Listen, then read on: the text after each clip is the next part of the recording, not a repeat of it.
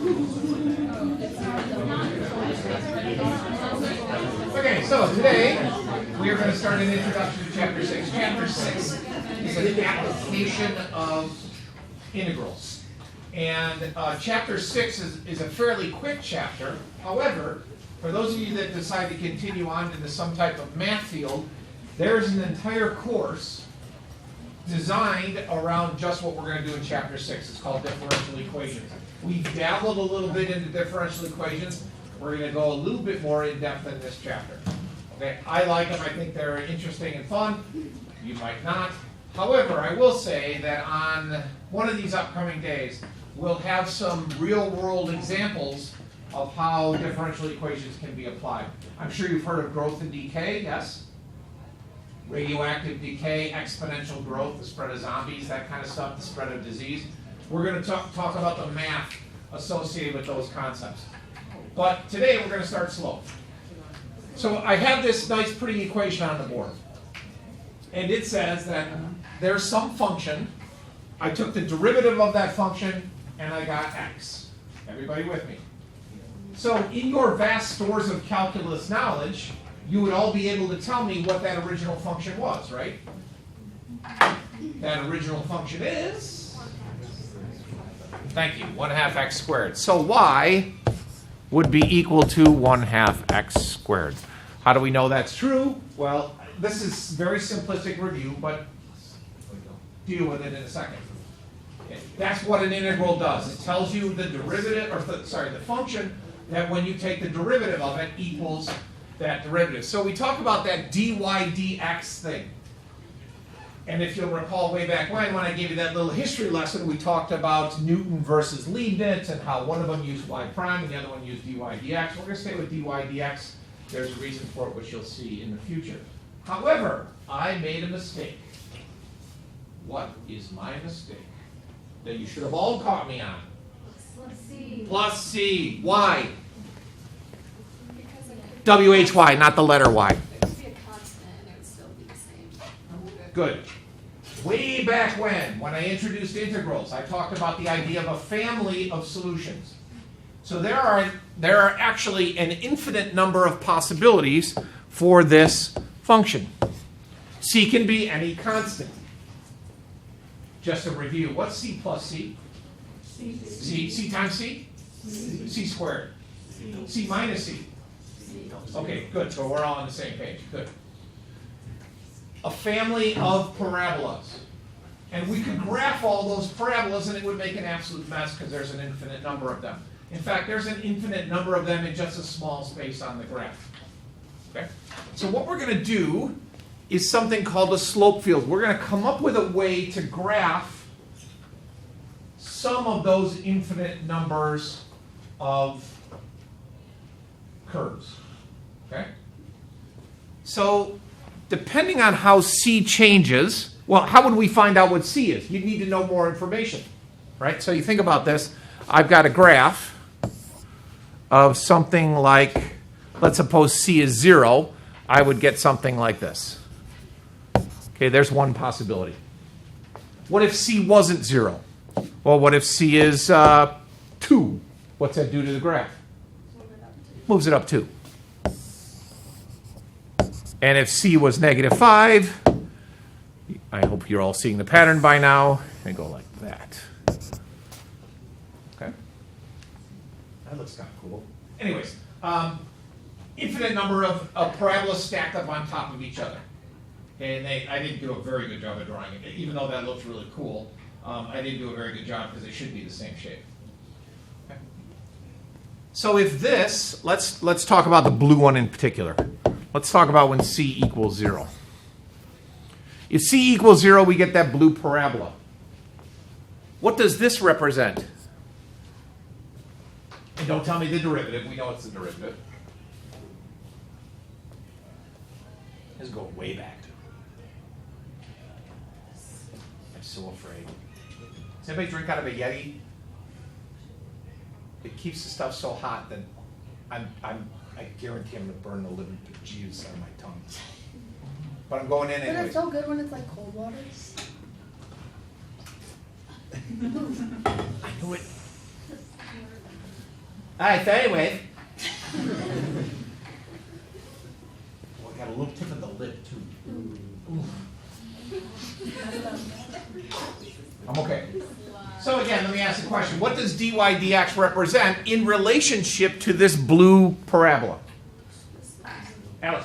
Isn't it the slope of the tangent line? Perfect. It's the slope of the tangent line. And we can choose where to do that. This is all review, but eventually these puzzle pieces will fit together.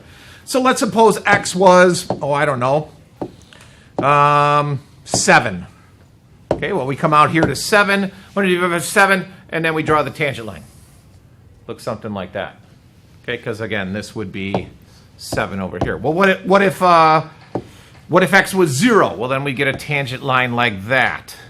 And then if x was -3, we'd get a tangent line like this, and you see the pattern there, and we get all those infinite number of tangent lines. So what a slope field does is it takes all those tangent lines, shortens them up into little dashes, and gives you a picture of what all those tangent lines would look like. Okay? Now, that probably doesn't make much sense, but if we go to that worksheet, we'll do the first one together. Today, I'm not going to worry about finding the function. That's not what we're doing today. Today, we're just drawing a graph of a slope field. So don't overthink this. Okay? I have some function. Let's call it y in problem number 1. Or I have an arrow. I'm an idiot. Okay, I have some function y. When I take the derivative of y, I get -3. You all know what it is, but we're going to pretend that we don't. When I take the slope of the tangent line to y at a certain point, what is that slope? -3. Doesn't matter where I go. Okay, let's pick a point. Let's go 0, 0. We'll start at the origin. That makes kind of good sense. If I look at the point 0, 0, what is the slope of the tangent line to the curve of y at 0, 0? Again, don't overthink it. -3. Beautiful. So the way I represent that, instead of going back to this guy and drawing these big honking tangent lines, all I'm going to do is put in a little dash. And this isn't an exact science, because my dash is going to be something that looks like about -3. I'm going to go with something like that. Okay. Now, is it exactly -3? No, maybe it's -2. But what I do know is that it's negative and it's bigger than 1. Sorry, it's negative and it's more negative than -1. That was sloppy math dialogue. Makes sense so far? Okay, good. Let's pick a different point. What about the point 1, 0? If I go to the point 1, 0, and I take the slope of the tangent line to the function y at the point 1, 0, what will I get? -3. So you start to see a pattern here. And part of the beauty of slope fields is that there's a lot of pattern recognition. This first example is kind of silly, because no matter where I go, I'm going to get an answer of -3. Now, I'm not going to fill in this whole graph because it's tedious, time-consuming, and boring, which might be a redundancy. Tedious and boring, same? Are they the same? No? All right, so I'll throw both in there. Okay. Not very exciting. But we got it done. And we got it without knowing what the function is. So let's move on to the second one. Now, the second one is a little bit more interesting because we have some function, which we'll keep it on the DL, but it's going to be a parabola. Again, irrelevant. This one's going to be in red, just because I can. Question mark. Okay, Hafiz, where do you want to start? Any point on that graph. Think carefully before you answer. Where would be a smart spot to start?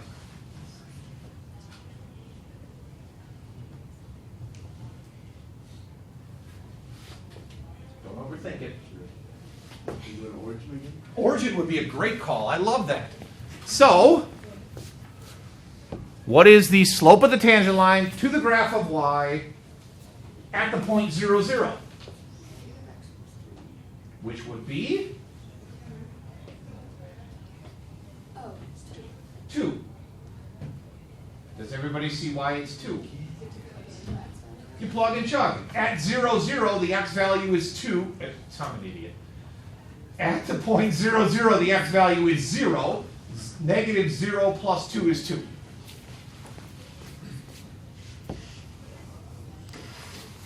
Okay, now, before we go any further, let's think smartly. That was a dumb statement, but you understand what I mean. Let's save ourselves some time. How can I quickly fill in this graph?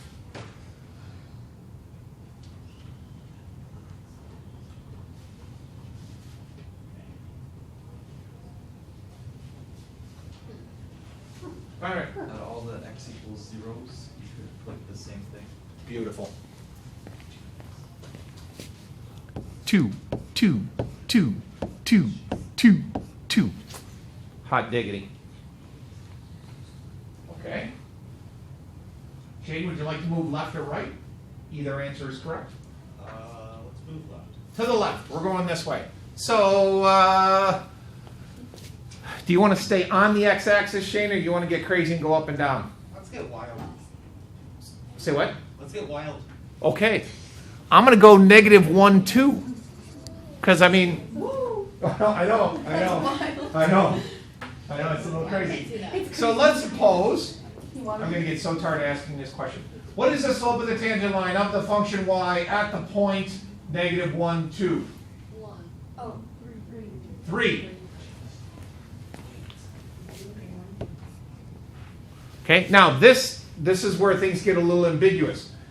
I should theoretically have a dash that's a little steeper than the 2's that I drew, but again, it's not an exact science. And based on what Conrad shared with us before, all of these vertical lines are going to be the same of 3, which again should be a little steeper than the 2's.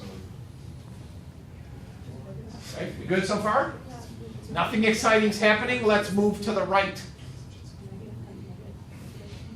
Smitty, would you like to stay on the x-axis for 1, or would you like to get crazy and go off the x-axis? Okay, I'm gonna go with 1, negative 4. We're gonna go there. What is the slope of the tangent line to the function y at the point 1, negative 4? 1. By the way, for those of you that don't remember, 1 is a 45-degree angle. Again, not an exact science. But the next one is going to be exciting. Emma, excuse me, Emma, at the point 2, 0, let me restart my question. What is the slope of the tangent line to the function y at the point 2, 0? 0. Doink, doink, doink, doink, doink, doink, doink. Does that make sense? Why, Mason? Because in the shape of a parabola. What can you tell me about that parabola? Opening downwards. Correct. Very good. We have a negative leading coefficient on the parabola, therefore it should open downward. You're also very smart fellers. Therefore, what is significant about the value 2? Other than the fact that the slope of the tangent line is 0. Alice? It's a maximum. Very good. Which means we got to go, it's the top of the parabola, right? Or the top of the infinite number of parabolas. It's also the symmetry line of that parabola. So I could continue plugging in numbers. I could say, oh, what if x is equal to 3? But I know what I'm going to get. I'm going to get negative 1. What if x is equal to 4? I know what I'm going to get. I'm going to get negative 2. Which gives me a graph of something like this. There's my negative 1 slopes. Then I get a negative 2 slope. And then I get a negative 3 slope. Okay, and again, I'm not filling in the whole graph. I'm just doing this. That's what's called a slope field. That slope field goes on forever and ever and ever. We're just looking at little chunks of it. It's one of those weird things. It goes on infinitely large, but also if any part of that graph is infinitely small. you would have an infinite number of values in any part of that graph. Okay? Now, before we move on to the next two, the other question would then be, what does it look like, or what does the curve look like if I pick a point for the curve to pass through? So let's suppose, Molly, what month were you born in? July. July is 7, right? That's not going to work. Eric, what month were you born in? September. Yeah, that's not going to work either. Faith? That'll work. The 4th month. Okay. What day of the month? 23rd. That's not going to work. Smitty, what month were you born in? January. That's perfect. 5-1. 1, 2, 3, 4, 5, 1. Okay, changing colors here. 5, 1. Okay, so the question is, what does the curve look like that passes through 5, 1? So we're going from a family of solutions, which is what the slope field represents, to a particular solution.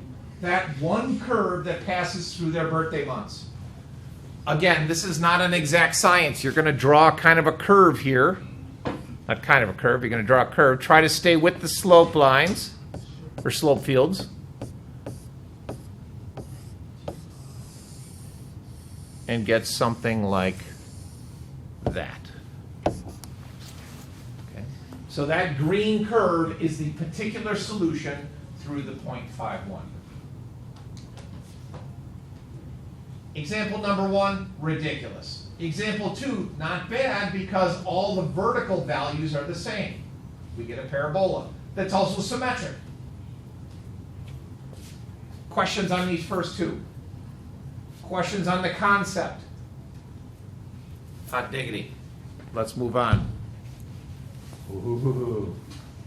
First of all, number 3, I don't know why I did this, but I stuck a y prime in there. I don't want a y prime in there. I'm going to put this back as a dy over dx. Okay, so then we have y equals question mark. Any idea what that original function would look like?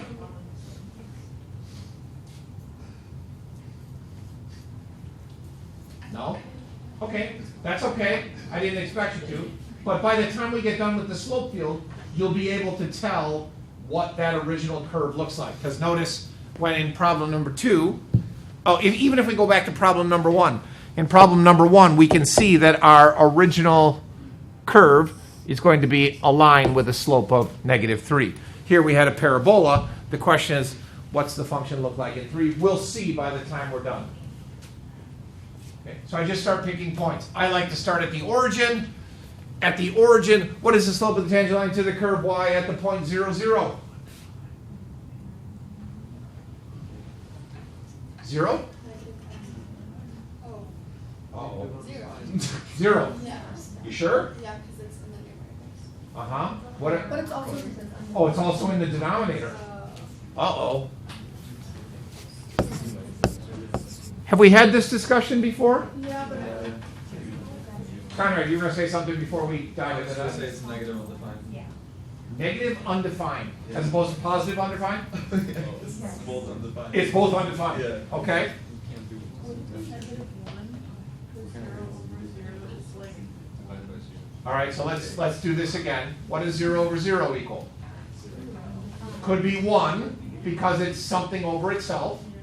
It could be 0 because it's 0. the numerator is 0. It could be undefined because denominator is equal to 0. Which of those is correct?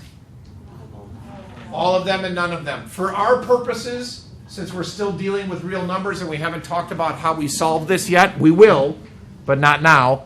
This is going to be undefined. Okay.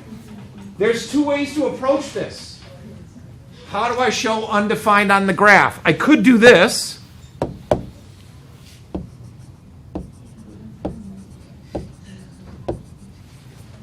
Right? Why does that work? Because it's a vertical. Which means? The slope, there's no slope. Right. However, we're not going to do that. What we're going to do is just leave it blank. Okay. It's undefined, so we're not going to draw any dashes in there. Now, some of you aren't going to hear that, and you're going to put vertical dashes anyways. It's not wrong, just don't do it. It gets in the way of what we're going to do. All right, we going left or right? Right. To the right, okay? Let's do 1, 0. Oh, by the way, hold on. Before we move anywhere, let me erase that. Let's use some pattern recognition here. Where on that graph will it be undefined? Also known as? The x-axis. Beautiful. There will be nothing on the x-axis. So I'll put a note here to remind me. Leave this alone. Okay, good. So it would make no sense to go to 1, 0 because we get another undefined thing. Let's go up. What about 0, 1? 0. And I'm pretty good at pattern recognition, but we'll do one more just to make sure you're with me. What about negative 1, 0? Sorry, 0, negative 1. 0. So therefore, they're all zeros. That's fun. Okay, so far.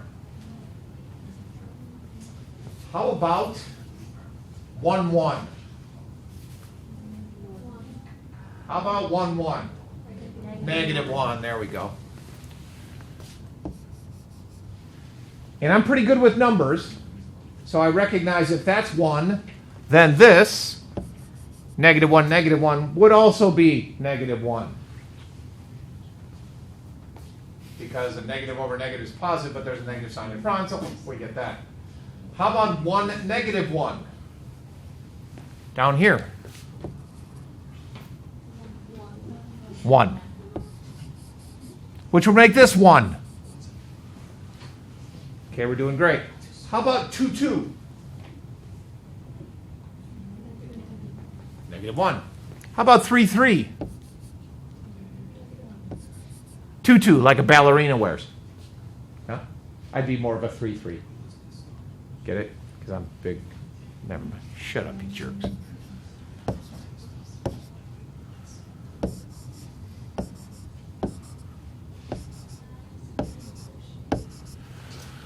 Okay, now I'm making some progress without doing a ton of calculations. Life is grand so far, I get that. Now we got to fill in the gaps. How about 2, 1? Right there.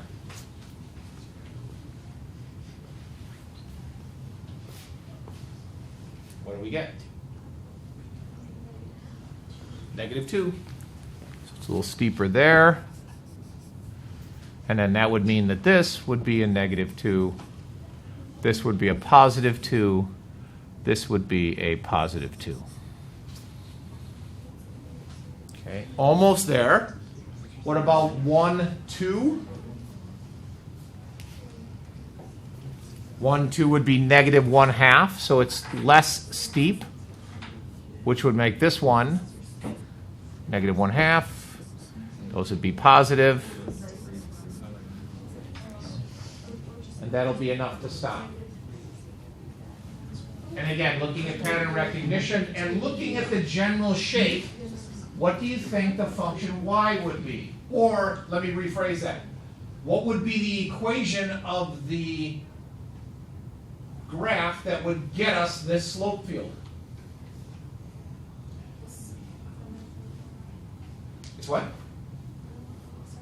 It's a circle. Where's the origin of the circle? 0, 0. What's the radius of that circle? C.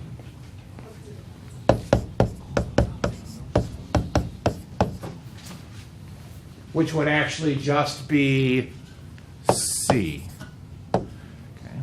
That's hard to see on that grade. Today, that's not relevant. In a couple of days, I'll show you how to find that value. Or that equation, I should say. All right. Things get even a little bit more complicated with this guy.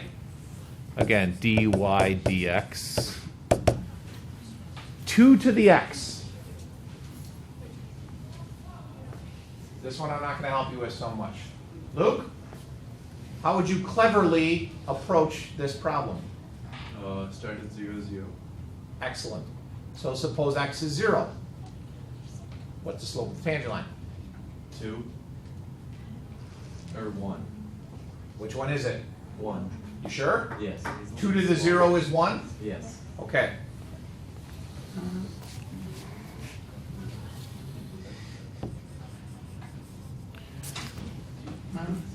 Notice my original question, Luke, was I asked, how would you cleverly approach this? So where would you go from here? Up, down, left, or right? Why'd you do a negative? To x equals Good catch. Let's see if anybody's paying attention. Good job. Helene.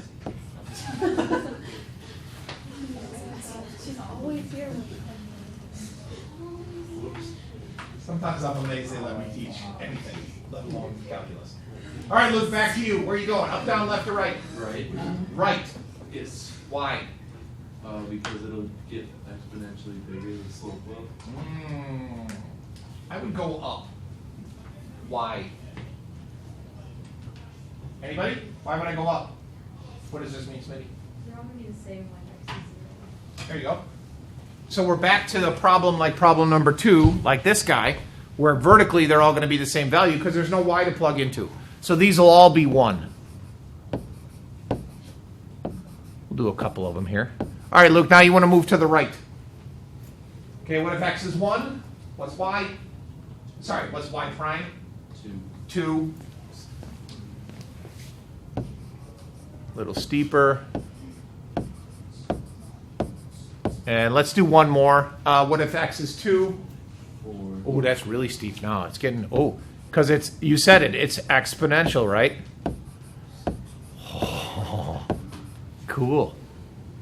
We do the next one, we get 8 and then 16, but we'll stop there. What if we go to the left? What if x is negative 1? What's 2 to the negative 1 power? 1/2. More shallow, or less steep if you prefer.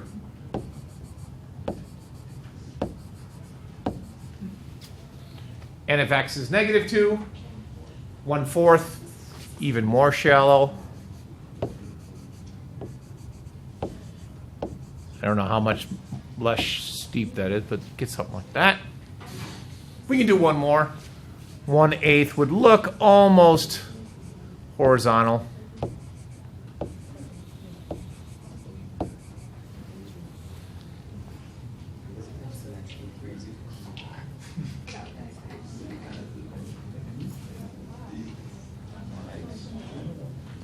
So in problem 4, to wrap it up, I would probably ask what's a particular curve look like if you go through a certain point? Just for giggles, let's pick this point right here. It would look something like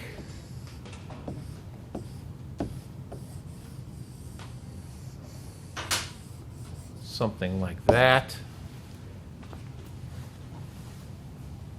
Appears to be an exponential graph, yes. Okay, but again, we'll do the math later as to what function gives us that derivative. That's not what we care about. Today, we're just drawing some pictures. Again, that is, the slope field gets us a picture of what the original function looks like. That's not a graph of the derivative. This is not the graph of x over y. This is the graph of the function that gave us this slope field. Does that make sense? Okay, so today you have a worksheet, which I'll